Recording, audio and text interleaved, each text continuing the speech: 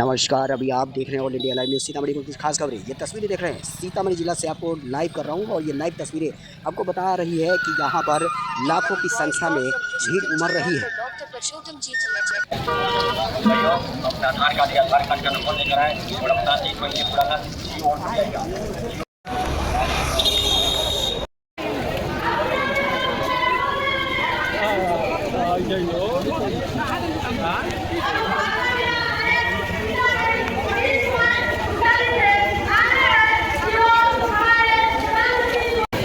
भैया, मोदी जी ने क्या नया संदेश दिया?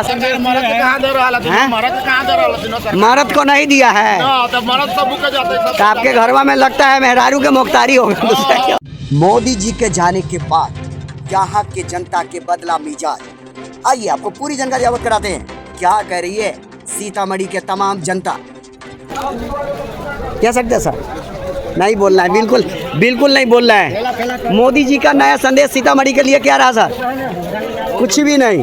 मोदी जी के लिए नया संदेश यहाँ पे क्या दिया गया? नया संदेश बहुत दिया गया। क्या कुछ बताएंगे सर? क्या बताएं, बोलिए। मोदी जी को आपने सुनने आए, आज सीतामढ़ी के लिए मोदी जी ने क्या संदेश दिया है? अच्छा संदेश दिया है। क्या? एनडीए को वोट दीजिए और जिताइए, बस यही संदेश दिए हैं। और विकास के बारे में क्या क्या बोले हैं? जितना भी विकास होगा उसको हम कर देंगे। हाँ, जुड़े रहिए, कुछ खास बात से भी आपको अवगत कराने वाला हूँ। बने रहिए हमारे चैनल के साथ। मोदी जी के कार्यक्रम से आ रहे हैं। हाँ जी, हाँ जी। नया संदेश सीतामढ़ी के लिए क्या है? नया सर विकास हो रहा है, मेरा विकास हो रहा है जी। उन्होंने क्या कहा? विकास हो रहा है, वोट दीजिए, वोट दीजिए, है ना? हाँ जी।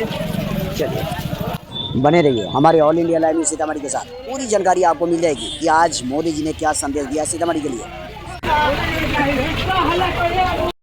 मोदी जी ने नया संदेश क्या दिया सीतामढ़ी के लिए? भैया, मोदी जी ने नया संदेश क्या दिया विकास का सीतामढ़ी जिला के लिए? बताएं। प्रधानमंत्री यही होगा, फिर से यही प्रधानमंत्री बनेगा।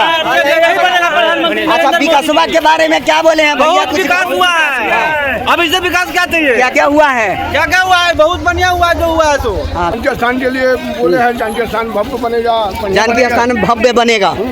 और मजदूर लोग के लिए कुछ नहीं बोले? मजदूर के भी लिए बोले हैं।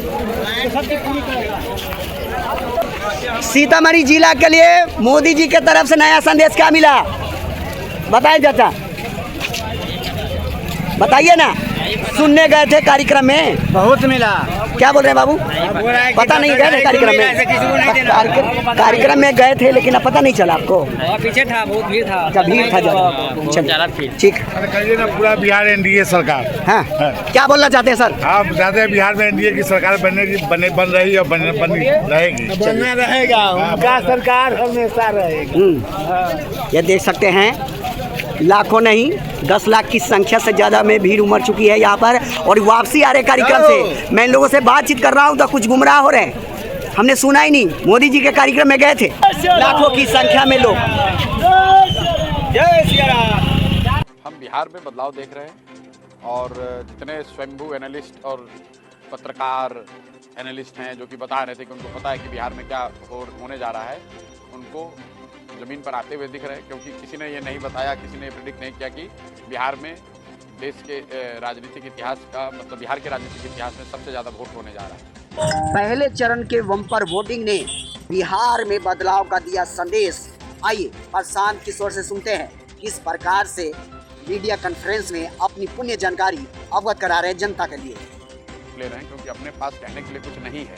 तो पीछे कई दशकों से जो एनडीए है, भाजपा है, नीतीश भाजपा है, ये लोग का सबसे बेहतर वोट लेने का तरीका रहा है कि लालू जी का डर दिखाओ, जंगल राज का डर दिखाओ और वोट ले लो, ताकि लोग ये कहें कि भाई काम हुआ ना हुआ, कम से कम जंगल राज तो वापस नहीं आना चाहिए। लेकिन इस बार वो स्थिति बदली हुई है। प्राइम मिनिस्टर ये जो कह रहे हैं वो शायद उनको जमीन नहीं हकीकत इतना पता नहीं चल रहा है। अगर आप ये कह रहे हैं कि जंगल राज नहीं आना चाहिए तो वो कह रहे हैं ठीक है नहीं आना चाहिए, लेकिन आप क्यों आना चाहिए? दंतराज आना चाहिए। विकल्प तो एक नया दूसरा है। जब विकल्प नहीं था तब वो प्राइम मिनिस्टर की बात ठीक थी, तब वो काम भी करता था। इस बार वो काम नहीं कर रहा है। आप देखिए कि जो प्रवासी मजदूर है, आप लोग तो गांव देहात में यहाँ जमीन पर आज पत्रकारिता कर रहे हैं। आप लोग जरा जाकर देख लीजिए कि प्रवासी मजदूर किसको वोट कर रहा है।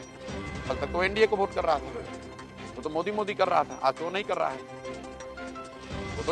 वो तो बिहार में फैक्ट्री रोजगार चाह रहा है और अमित शाह कह रहे हैं कि बिहार में तो फैक्ट्री के लिए जमीन है नहीं। तो इसका मतलब है कि आने वाले सालों में भी बिहार में फैक्ट्री नहीं लगेगा, अमित शाह ने खुद कह दिया। तो बिहार का युवा उनको क्यों वोट देगा? अगर फैक्ट्री लगाने के लिए सिर्फ गुजरात में ही जमीन है तो फिर बिहार का युवा क्यों वोट उनको देगा यहाँ? और ये पूछिए आप लोग कि अगर फैक्ट्री के लिए जमीन नहीं है तो जो बड़ा बड़ा सड़क सब बना है, जिसमें कि यहाँ के यहाँ पंजाब, आप बंगाल को गुजरात से जोड़ रहे हैं, वो सड़क बनाने के लिए जमीन बिहार में कहाँ से मिला?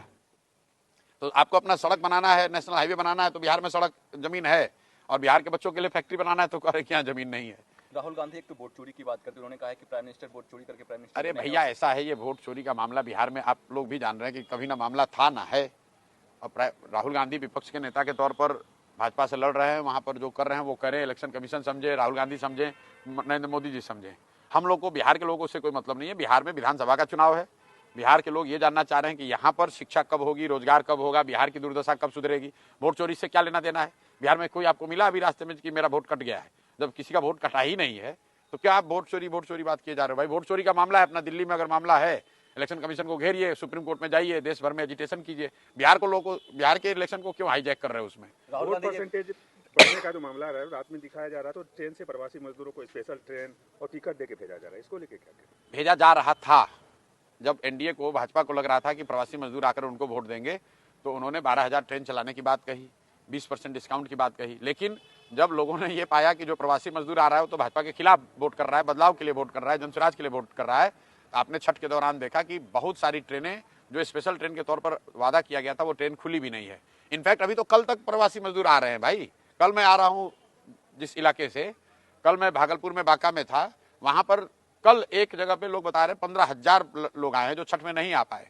लोग, प्रवासी मजदूर, युवा बिहार का इस बार इतना डिटर्मिन्ड है कि छठ के बाद कल तक लोग अभी आ रहे हैं वोट करने के लिए। हर हालत में लोग बदलाव चाहते हैं। और बिहार में इस बार चुनाव में महिला एक्स फैक्टर नहीं है, बिहार का युवा एक्स फैक्टर है, बिहार का प्रवासी मजदूर एक्स फैक्टर है, क्योंकि वो अपने घर की महिला को बता रहा है कि वोट इस बार किसको देना है। 10,000 रुपए के लालच में अगले 5 साल का भविष्य नहीं बेचना है। तो नीतीश कुमार का ये दाव उल्टा पड़ने वाला है, क्योंकि लोग पैसा तो लिए हैं लेकिन उनके कहने पर वोट नहीं देंगे। ये फर्क आप समझिए। पहले के चुनाव में ये लोग छठ मनाकर चले जाते थे, फिर महिला अपने हिसाब से वोट करती थी। इस बार ये मजदूर, ये युवा साथी घर में बैठे हुए हैं और वो न सिर्फ अपना वोट कर रहे हैं बल्कि अपने परिवार की महिलाओं से भी वैसे ही वोट करा रहे हैं, अपने घर वालों से वैसे वोट करा रहे हैं जो उनको उचित लगता है।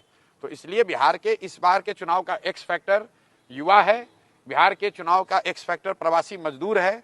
और 14 तारीख के रिजल्ट में आपको दिखेगा, कोई आदमी अगर इसको इग्नोर कर रहा है तो उसको 14 तारीख को बहुत परेशानी का सामना करना पड़ेगा। चुनावी मैदान से दूर इलेक्शन क्यों नहीं लड़ रहे? हम कहाँ पर हैं? हम बिहार में चुनाव नहीं हो रहा है। सबसे ज्यादा अगर कहीं चुनाव में कोई इन्वॉल्व है तो प्रशांत किशोर है। प्रशांत जी, आप सीमांचल में हैं, यहाँ पे मुसलमानों की वोट की बात होती है, सभी पार्टियां जो है वो जद्दोजहद कर रही है कि मुसलमानों का वोट लिया जाए, और वैसे भी काफी एक्टिव हैं, कांग्रेस भी एक्टिव है। आप क्या अपील करेंगे मुसलमान वोट? मुसलमानों से बस इतना ही कहेंगे कि भाजपा से डर कर आपने बहुत दिन वोट दे दिया। आप इस्लाम की बात में बताई हुई बात को मानिए। दूसरे दल वाले कह रहे हैं कि भाजपा से डरिए और हमको महागठबंधन को वोट दीजिए, ओवैसी कह रहे हैं हमको वोट दीजिए।